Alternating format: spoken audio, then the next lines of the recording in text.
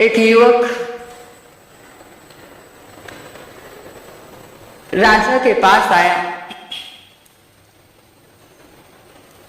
उसके हाथ में एक असली हीरा था और एक नकली हीरा था। राजा भी देखकर के हैरान हो गया जब उस युवक ने ये प्रश्न किया कि बताओ, एक कोने में बैठा हुआ अंधे व्यक्ति से प्रश्न किया कि बताओ कि कौन सा हीरा नकली है और कौन सा हीरा असली है।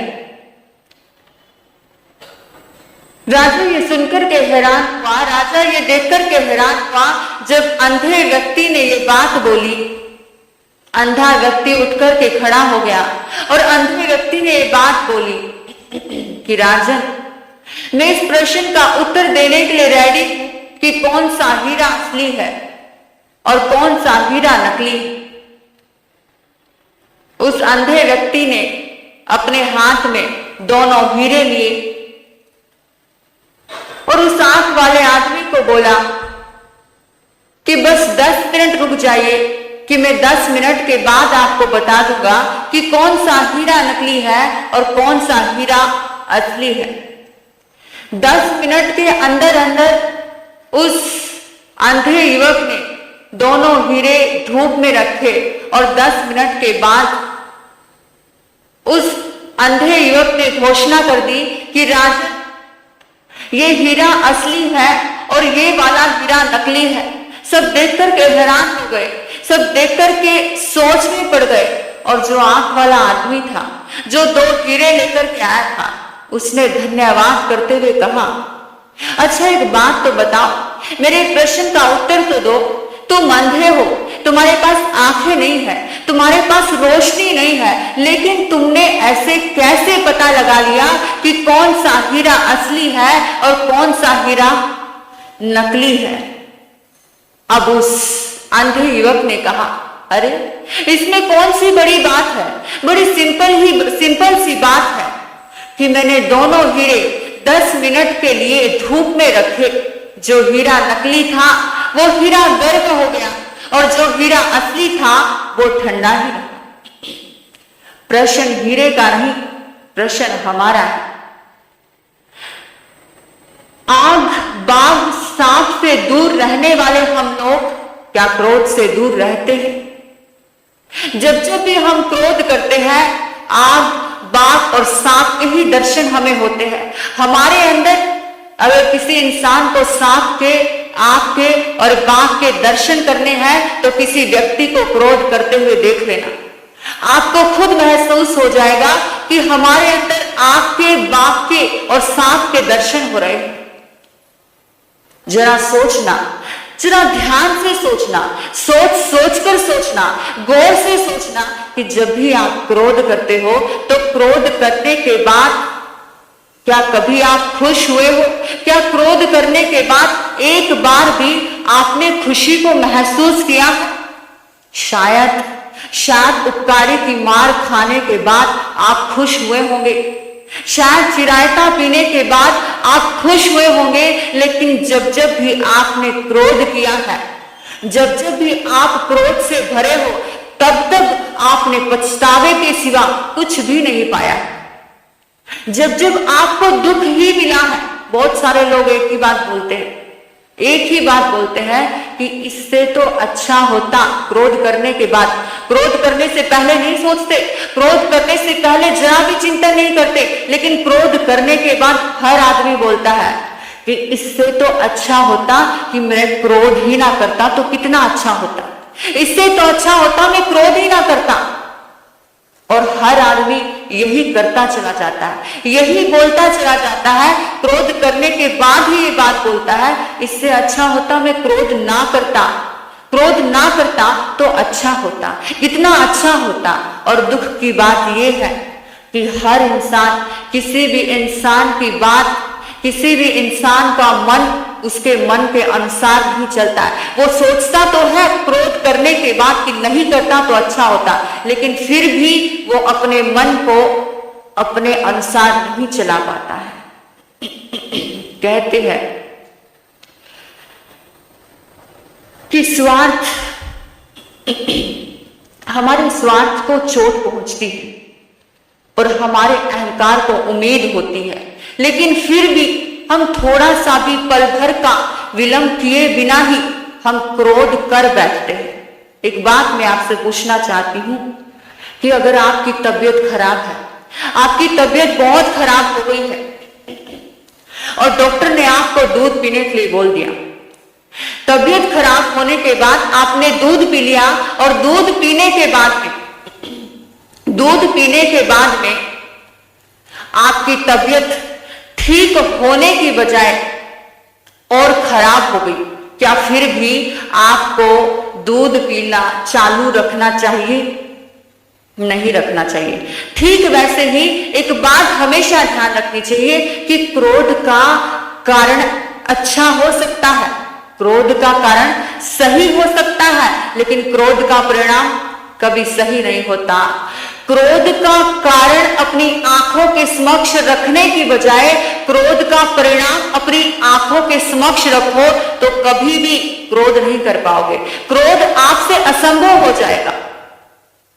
समझदार इंसान वो होता है, दिमाग वाला इंसान वो होता है, इंटेलिजेंट इंसान वो होता है जो गुटके के परिणाम को अपनी आंखों के समक्ष रखता है।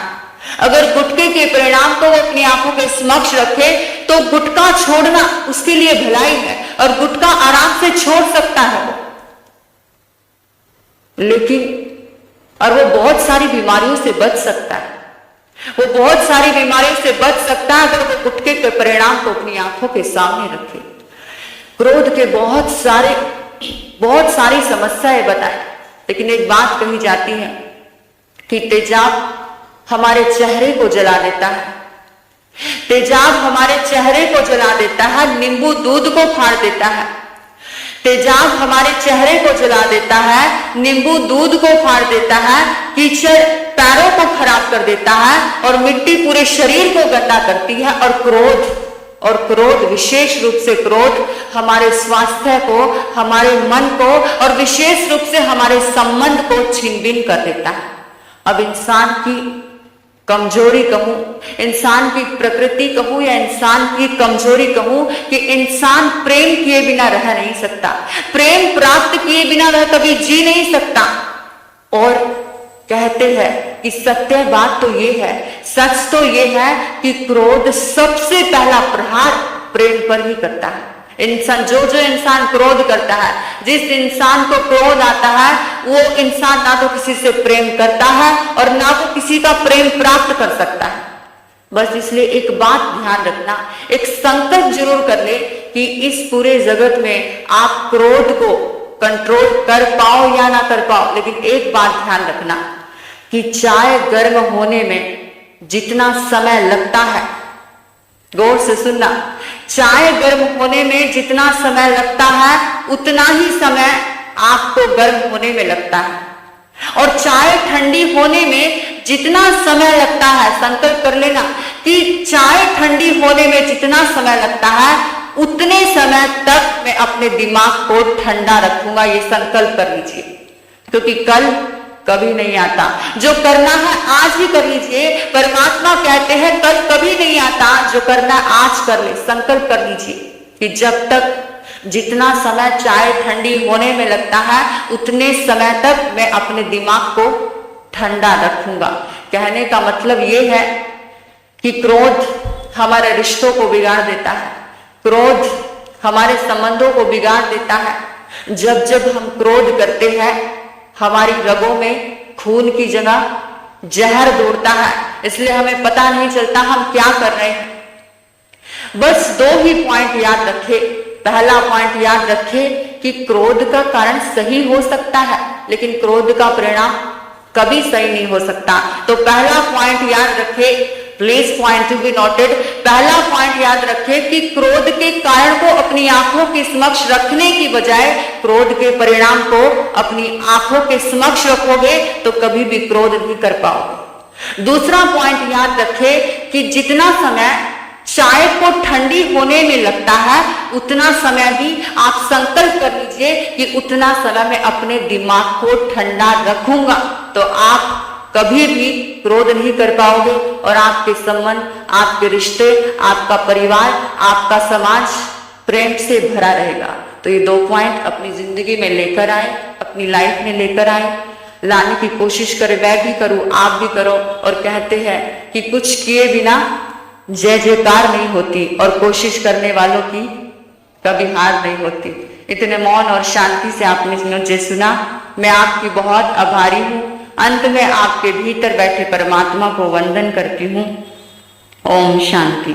जिन वाणी सुनकर अंतर मन को खोलना, जिन वाणी सुनकर अंतर मन को क्या पाया है क्या खोया है कुछ बोलना, जिन वाणी सुनकर अंतर मन को खोलना, क्या पाया है क्या खोया है कुछ बोलना। अरे खुद ही अपने मन को टटोलना, अरे टटोलना, रे टटोलना।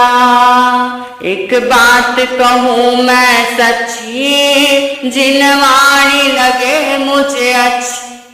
एक बात कहूँ मैं सच्ची, जिन वाणी लगे मुझे अच्छी। जो रखता श्रद्धा भक्ति उसे मिल जाएगी मुक्ति, उसे मिल जाएगी मुक्ति। अरे खुद ही अपने मन को टटोलना, अरे टटोलना, रे टटोलना। जिन वाणी सुनकर अंतर मन को खो